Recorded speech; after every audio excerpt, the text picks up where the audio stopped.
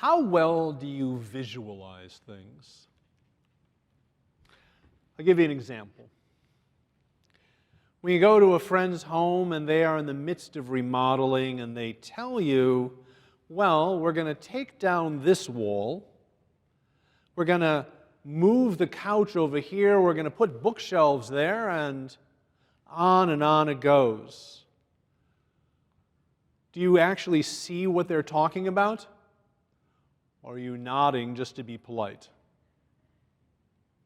If you are in the latter category, if you have trouble visualizing, you're in good company. Because Moses was in that group as well. You see, according to the rabbis, he had a problem with visualization. There's a legend that when Moses received the revelation about the Mishkan and all of the different objects in it, he couldn't visualize them. After all, they're not given as blueprints, they're given as descriptions. And after each command was given, he sort of figured it out. But there was one object that he just couldn't visualize. It was the menorah. He couldn't imagine that 7-branch candelabra. And according to the legend, Moses struggled after this command. You shall make a lampstand of pure gold. The lampstand shall be made of hammered work. Its base and its shaft, its cups, calyxes, and petals shall be of one piece. 6 branches shall issue from its sides, 3 branches from one side of the lampstand, and 3 branches from the other side. On one branch there shall be 3 cups shaped like almond blossoms, each with a calyx and petals. And on the next branch there shall be 3 cups shaped like almond blossoms with a calyx and petals, so that all 6 branches issue from the lampstand. Making it 7 lamps, the lamp shall be so mounted as to give the light on its front side. Can you see it? Not me.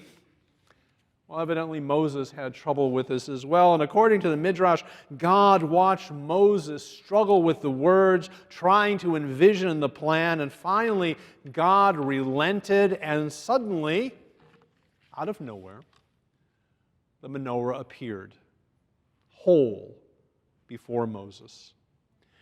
And you can sort of hear God in the background saying, oh, just forget it. Here it is. While all of us can understand Moses' dilemma after hearing the commandment, the irony is that the menorah of all of the objects in the Mishkan, in that portable tabernacle, remains the most ancient Jewish symbol and the best known. While Moses had trouble imagining it before God produced it, today, ask a Jew of any age to draw a menorah, and they will instantly do it. That grand symbol of God as creator, culminating with the Sabbath and the number of 7 branches, 3 on each side and 1 in the middle. The notion that God's presence is symbolized in the light burning spoke to the Jewish faith in a profound and inspirational way. But as a symbol, the menorah has also played a role in how Jews understood the challenges of Jewish history. For much of Jewish history, the menorah also symbolized our exile. After the destruction of the temple, Titus, the Roman emperor, built a triumphal arch in Rome to celebrate the victory over Judea in the year 70.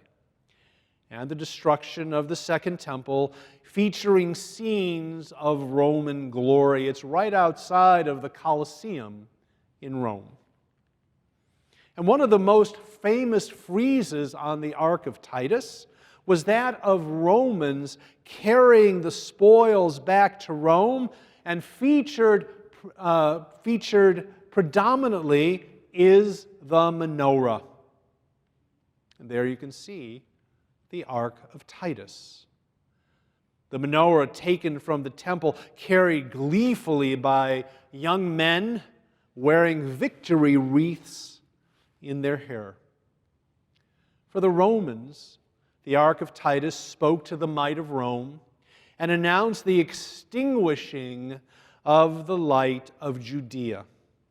And over the centuries, that image of the menorah spoke to the pain of Jewish exile.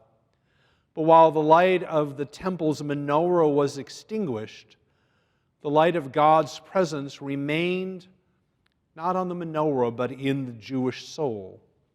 Our people lived with the hope that the day would come when the menorah would return with our people back to the land of Israel.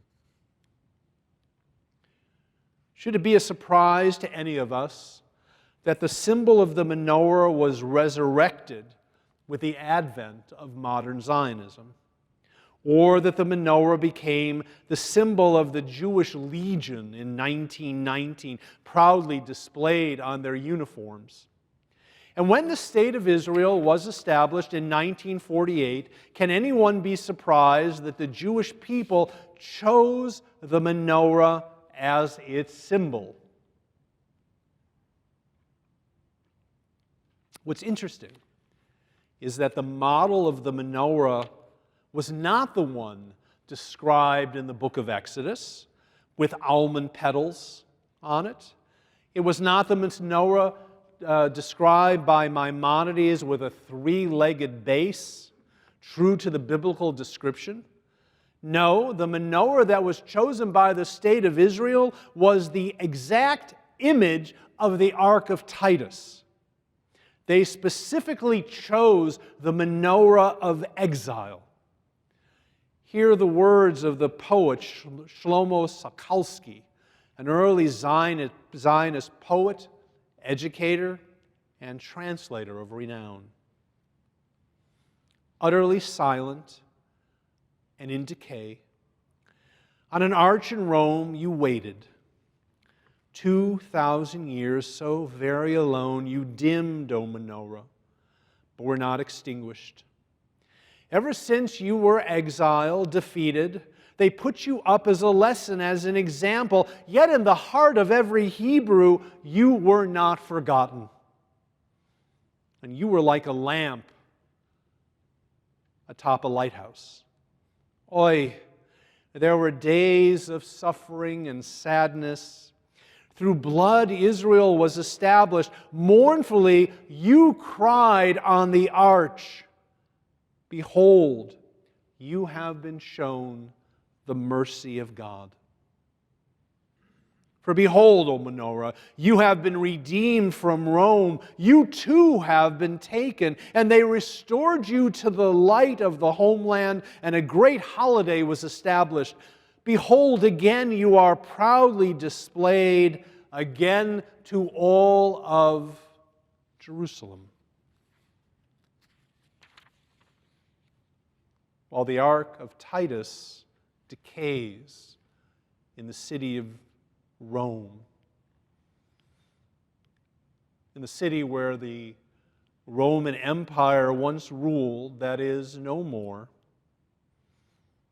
the menorah and its remarkable light have indeed been returned to Israel reborn.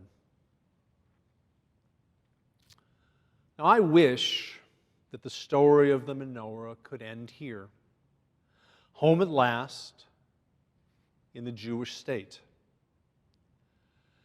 But Jewish history is never quite that simple, is it? The Jewish people's return to the land was not welcome by those living in what was then called Palestine or by the surrounding Arab countries, though it was legitimized by a vote of the United Nations. Since Israel was declared a state in 1948, there are those who continue to work to destroy Israel, to extinguish the flame of the menorah. Israel has witnessed and withstood multiple wars, beginning with the War of Independence in 1948, to the 73 War, the Yom Kippur War. And had Israel lost any of those wars, there would be no more Israel. That would have been the end of the Jewish state. They said the plight of the Palestinian people has been and remains an issue that must be addressed. And I say it too.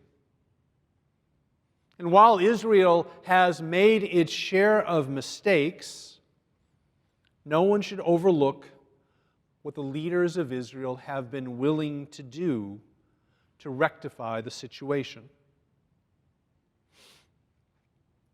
Yitzhak Rabin was willing to make peace with Yasser Arafat, whose hands literally dripped with Jewish blood from the murder of athletes in Munich to multiple acts of terrorism. Each peace plan over a period of years was presented to the Palestinians and ultimately rejected without any compromise. And then violence, such as the Intifadas, ensued. In each case, Israel has responded with strength and determination, and of late, installing security fences across the country to protect their citizenry. Instead of victory, their lives have been challenged. But the lives of Palestinians have become infinitely harder because of the decisions of their leadership. Truth be told, Israelis have tired of the situation, and many have given up hope of finding a solution anytime soon. Between a Hamas-led Gaza to an intractable Fatah leadership, Israelis are not seeing anything on the horizon. And the Abraham Accords show many that Arab countries also have tired of trying to find a solution and have moved beyond that to make peace with Israel. But there are other threats to the Jewish homeland and to the light of the menorah in our world today. And that comes in the form of world opinion and the legitimacy of the State of Israel. And more, this debate centers on the word apartheid. The word is Afrikaans. Afrikaans, a West German language spoken by the white community of South Africa. Apartheid, it means apart. The word hide is the synonym, or is translated as hood in English. Apartheid, aparthood. It was a policy enacted ironically in 1948 to separate what was then called Europeans from non-Europeans in South Africa, white from black. Apartheid characterized life in South Africa and not only separated the white and black populations, but it did everything possible to discriminate against people of color, the majority population. Few words in any language are as politically charged, are as morally charged as the word apartheid. The world ostracized and boycotted South Africa until the Pretoria government under President F.W. de Klerk released Nelson Mandela from prison and negotiated a process to end South Africa's apartheid in the 90s. But the word has remained. And the word apartheid, along with words like colonial, are synonyms for evil in our world. This past week, Amnesty International released a 211-page report labeled Israel as an Apartheid State. The Amnesty report is a long indictment of Israel that attempts to show it as a modern-day South Africa. It portrays how Israel treats Palestinians, both in Israel and in the occupied territories of the West Bank and Gaza, and quote, Israel has established and maintained an institutionalized regime of oppression and domination of the Palestinian population for the benefit of Jewish Israelis. Wherever it has exercised control over Palestinians' lives since 1948. That's what the report summary has to say. Note the mention of 1948. The year that Israel was founded. The Amnesty report isn't one more denunciation of the Israeli settlements in the West Bank or its housing policies in Jerusalem, which developed after the '67 war. This is not an attack on one Israeli government or another. Amnesty International's report is a denunciation of the very existence of the modern state of Israel, the refuge of the Jewish people. In the words of the editorial board of the Wall Street Journal, the report treats Israel's founding as the original sin from which all other offenses flow. In the 27-page executive summary alone, we counted at least 26 references to 1948 or 1947 to 1949. Amnesty International's message is that Israel was created as an apartheid state and continues to this very day. My friends, this is a libel. And not only it distorts Israel's history, but threatens its existence. The history of South Africa offers the blueprint for how to deal with an apartheid state. And the logical conclusion of the report of Amnesty International is that Israel, too, needs to be destroyed as the Jewish homeland. The symbol of the state of Israel, the menorah, needs to be extinguished. Amnesty International makes no attempt to explain Israel's laws and practices in the context of the many wars Israel has had to fight since 1948. It mentions in passing that Hamas sends missiles into Israel from Gaza with no regard to its targets. But then it quickly moves on to denounce how Israel defends itself against these indiscriminate attacks. The report glides over the Oslo Accords of the 1990s as if they were merely one more opening to subjugate Palestinians. The Accords were a historic concession by Israel to recognize a Palestinian state if peace could be negotiated. The report ignores that Hamas, which controls Gaza, is sworn to destroy Israel and that Israel has no choice but to impose security measures to protect against terror attacks. Most telling, the report places no responsibility on the shoulders of the Palestinian leadership for their own people's plight. Above all, the report all but ignores that Israel is a democracy that accords more rights to Arabs and Palestinians than does any other state in the region. Arabs participate in elections, hold seats in the Knesset, and one Palestinian is now a cabinet minister, an Israeli Arab. The fact is that Palestinians in the West Bank could have had their own state with comparable rights if they had accepted the concessions that Israel had offered under U.S. auspices in the 1990s, again in the year 2000. There could have been a state, in a Palestinian state, in 1948 had the Palestinians accepted the partition plan. Their leaders refused then, they refuse now, and the ugly stalemate continues. Amnesty International's use of the word apartheid is a gross insult to the state of Israel, but the real damage, I believe, of this report, ironically, will be visited on the Palestinian people, the very ones that this report seeks to protect.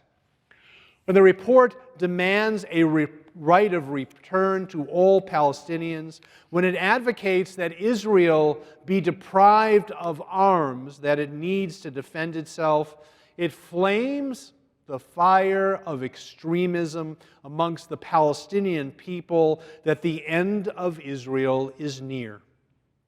And it discourages the types of concessions that a change to the Palestinian reality requires, especially those outside the Green Line and those in Gaza who desire to have their own state. And the same can be said on the report's impact on Israelis. Those on the right will only harden their position, and average Israelis will shrug and say, why bother to try if this is how the world sees us? And government officials in Israel will feel free to allow the status quo to continue. The only positive accomplishment of the Amnesty International report is that it has united Jewish organizations from the far left to the far right in their joint rejection.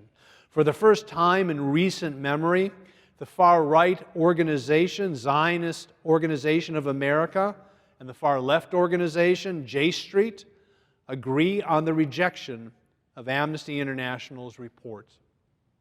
I guess that is an accomplishment. My friends, Moses may have had difficulty imagining the menorah that God envisioned, but his descendants no longer do so. We know exactly what the menorah looks like. And we have seen the menorah taken from the temple on the Ark of Titus and symbolically returned to the land of Israel. My friends, we as a people must work together to keep the flame of the menorah lit.